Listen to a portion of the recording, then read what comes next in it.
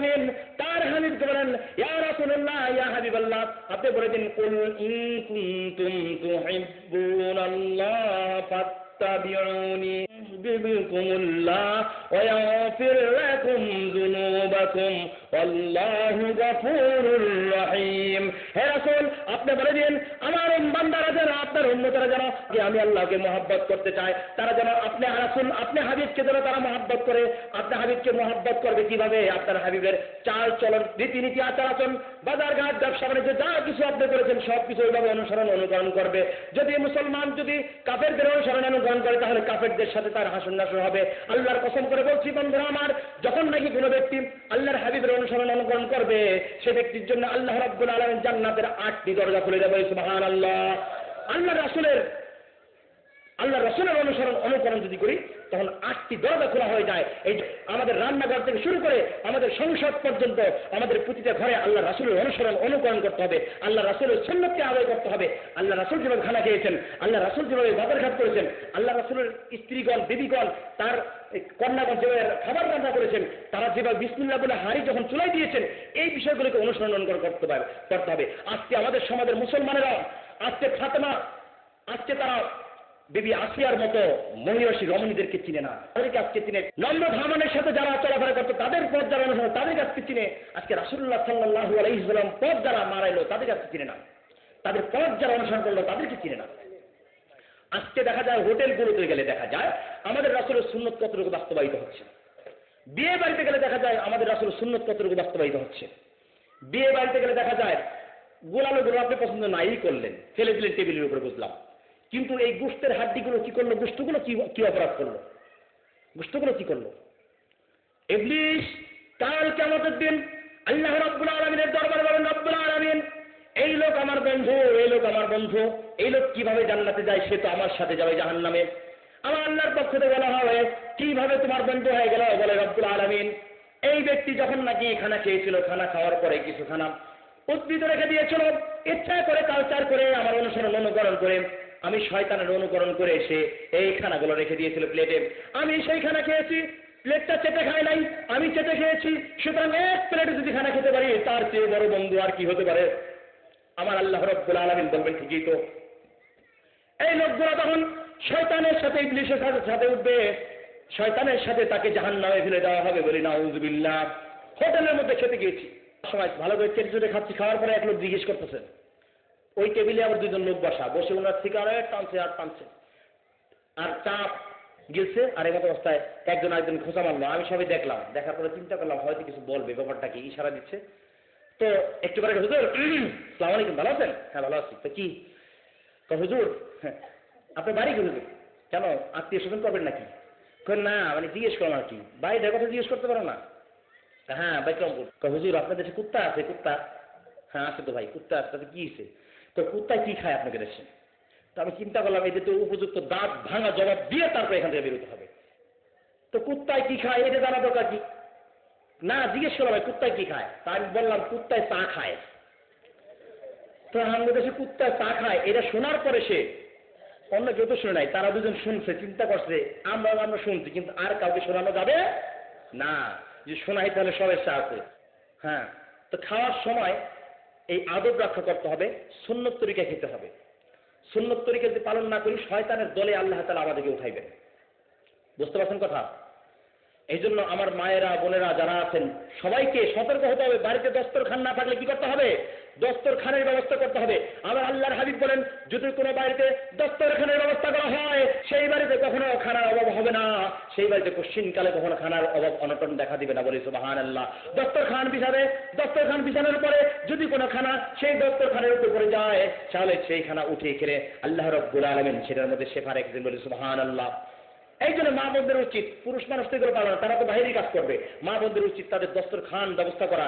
স্বামীকে যখন, বাচ্চাদেরকে যখন খানা দিব, তখন দস্তরখান বিছিয়ে তারপরে খানা দিব। এই দস্তরখান পরিষ্কার রাখতে হবে, সপ্তাহে 2বার 3বার ধুতে হবে, যেন এই দস্তরখানে খানা করলে সেই খানা দ্বারা উঠিয়ে খাওয়া যায়। ঠিক তেমনি ভাবে আমাদের সমাজের মা বোনেরা যদি নিজেদের অঙ্গকে অন্য পুরুষের সামনে না নিয়ে নিজেরা সেজে গুজে নিজেদের স্বামীদেরকে দেখায়, তাহলে আল্লাহ তাআলা তার জন্য তার সুরতকে তার হুসন সুরত বানায় দেয়, তাকে আল্লাহ তাআলা আরো সুন্দর তৈরি করে দেয়, তাকে আল্লাহ তাআলা আরো সুন্দর তৈরি করে জান্নাতে দিয়ে দেন। বলি সুবহানাল্লাহ। আজকে আমাদের সমাজের মা বোনেরা তারা কিন্তু নিজের স্বামীর জন্য সাজেন না। কার জন্য সাজেন জানেন? কার জন্য সাজেন? বয়ফ্রেন্ডদের জন্য সাজেন তারা। আমার কথায় অনেকে দুঃখ পেতে পারেন, খারাপ লাগছে ভাই। বয়ফ্রেন্ডদের জন্য সাজেন, স্বামীর জন্য আজকে সাজা হয় না। রাস্তায় বেরোতেই হবে, গয়না দেখাতেই হবে, হ্যাঁ নাউজুবিল্লাহ, পেটটাকে বের করতেই হবে, এটা কি ফরজ কাজ? হ্যাঁ, সমাজটা এত নোংরা হয়ে গেছে যে রাস্তা দিয়ে যখন হেঁটে যায় তখন যুবকরা হাঁ করে তাকিয়ে থাকে। সে যদি 5টার মাও হয়, সে যদি কারো শাশুড়িও হয়, তারপরে তার লজ্জা শরমের মাথা খেয়ে সেই রাস্তা দিয়ে এমন ভাবে হাঁটে, সব পুরুষরা তার দিকে হাঁ করে তাকিয়ে থাকে। আল্লাহ রাসূল বলেন, যখন নাকি আমি মেরাজের রাত্রে মিরাজে গমন করলাম, জাহান্নামের মধ্যে অধিকাংশ নারীদেরকে সেখানে দেখেছি। আল্লাহ রাসূলের সাহাবায়ে কেরাম বলেন, ইয়া রাসূলুল্লাহ, তারা কি অপরাধের কারণে তারা এইভাবে জাহান্নামে হয়েছে? আল্লাহ রাসূল বলেন, তারা জাহান্নামে হয়েছে এই কারণে যে তারা নিজেদের শরীরকে, নিজেদের গয়নাগাটিকে আমার আল্লাহর যে নিয়ামত দিয়েছেন সেই নিয়ামতকে পর পুরুষদেরকে দেখাইছে। আজকে নিজের স্বামীর সাথে খায় না, নিজের স্বামীর সাথে এক প্লেটে যদি খানা খাওয়াই হয়, বন্ধু তুমি তোমার স্ত্রীর সাথে যদি খেতে পারো, মায়েরা বোনেরা যদি তুমি তোমার স্বামীর সাথে খেতে পারো, আল্লাহ রাব্বুল আলামিনের জান্নাতুল ফেরদাউস তোমার ঘরের মধ্যে আল্লাহ তাআলা এনে দিবেন। বলে সুবহানাল্লাহ। আল্লাহ রাসূলের সুন্নাত দেখলে, দাঁড়িয়ে দেখলে, কি রে এতটা বুড়া হয়ে গেলি রে, বিয়ে শাদী কবে করলি, আরে বাচ্চা কাচ্চা কয়জন হয়েছে, এমন টিটকারি মারে। দেখুন এই লোকটা তো জান্নাতে যাবে, এই লোকটা জান্নাতের অনুসারী হয়েছে, আপনি কেন তাকে উৎসাহ দিচ্ছেন না? দাড়ি আল্লাহ রাসূলের এমন একটা সুন্নত, যে সুন্নত হচ্ছে একটা দাড়ি যদি কারো মুখের মধ্যে থাকে, সেই একটা দাড়ি নিয়ে সে খবর দিতে পারে। এক সাহাবীর একটি দাড়ি ছিল, সেই দাড়ি দেখে আল্লাহ রাসূল হেসে দিয়েছেন। হাসার সাথে সাথে সেই সাহাবী চিন্তা করে গেছেন, হায় হায়, আল্লাহ রাসূল আমাকে দেখে কেন হাসলো? আল্লাহ রাসূল আমাকে দেখে চিৎকারি করেছে। বাড়িতে যে সাথে সাথে তার দাড়িতে টান দিয়ে উঠে ফেলেছে। আবার আল্লাহ রাসূলের দরবারে সে যখন এসেছে, তখন আল্লাহ রাসূল তাকে দেখে সাথে সাথে তার মুখ ঘুরিয়ে নিয়েছেন, মুখ চেহারা তার থেকে মুখ ঘুরিয়ে নিয়েছেন। নিয়ে যাওয়ার পর সেই সাহাবী বলেন, ইয়া রাসূলুল্লাহ, ইয়া হাবিবাল্লাহ, আপনি আমার উপর নারাজ হবেন, এটা হতে দেওয়া যায় না। কি কারণে আমি কি দোষ করেছি, কি কারণে আপনি আমার উপর নারাজ হলেন? আপনি আমাকে একটু বলুন তো দেখি, কেন আমার উপর নারাজ হলেন? সুতরাং আল্লাহ রাসূল বলেন যে তুমি কেন আমার দাড়িকে, আমার সুন্নতকে কেন ফেলে দিয়েছো? ওই সাহাবী বলে, হুজুর আমি মনে করেছি একটি সুন্নত, একটি দাড়ি আমি মুখে রেখেছিলাম, কিন্তু আপনি হাসাহাসি করতেন। এই অবস্থা দেখে, আপনার হাসি দেখে অন্য সাহাবীরা এসেছে, আমি লজ্জায় অপমানে আমার দাড়িটাকে ফেলে দিয়েছি। বলি নাউজুবিল্লাহ। আল্লাহ রাসূল বলেন, ও আমার সাহাবীরা, মনে রাখলে না, বুঝতে পারলে না, আমি তো সেই দাড়ির সাথে 70 ফেরেশতা কিভাবে লেগে আছে।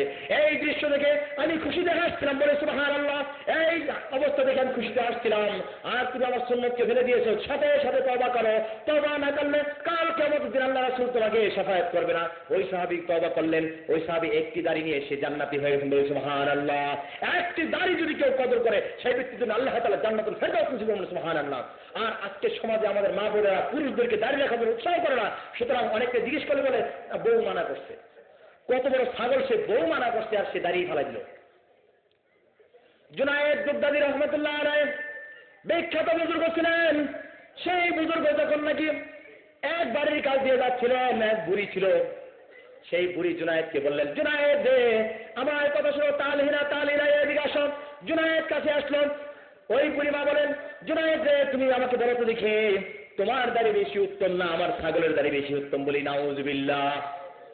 অনেকে বলে না ছাগলা দাড়ি, এই কথাটা কখনো বলবেন না, কোশ্চেন কালে বলবেন না। আল্লাহ রাব্বুল আলামিন আগুনের কেচি দিয়ে আপনার জিভকে কেটে দিক বলে নাউজুবিল্লাহ। কখনো এই কথা আপনি বলবেন না যে ছাগলা দাড়ি। ভাই ছাগলা দাড়ি না, বলতে পারেন ওই যে মুখে দাড়ি কম, ওই যে কম কম দাড়ি, অল্প অল্প দাড়ি, যে লোকটা, ওই ওই আব্দুর রহমান ভাই, আব্দুল মালিক ভাই, এইভাবে বলতে পারেন। কিন্তু ওই ছাগলা দাড়ি আলা লোকটা, ওই যে ওই হুজুরটা, এরকম বলবেন না কখনো। এই কথা দেবেন, আল্লাহর কসম করে বলছি, এই টিটকারি করার কারণে আর এই ইনসাল্ট করার কারণে কাল কিয়ামত দিন সহ আল্লাহ দুনিয়া থেকে আপনাকে ইনসাল্ট করে তারপরে জাহান্নামে দিবেন। দাড়িকে কখনো এই ধরনের কথা না বলি।